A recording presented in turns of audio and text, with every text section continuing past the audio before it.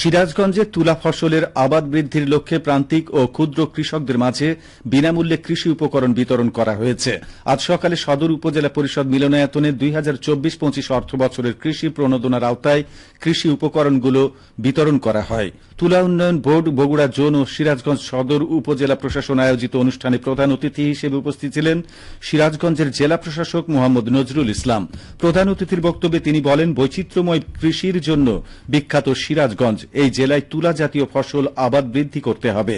কৃষি প্রণোদনা ও পরামর্শ ক্ষেত্রে সহায়ক ভূমিকা রাখবে।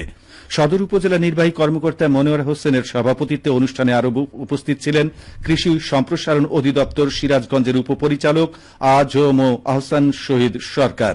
অনুষ্ঠানে অর্থ বছরে তুলা জাতীয় ফসল আবাদ বাড়াতে সদর উপজেলার 270 জন প্রান্তিক কৃষককে 2024-25 অর্থ বছরের কৃষি প্রণোদনা কর্মসূচির আওতায় বীজ ও সার প্রদান করা হয়।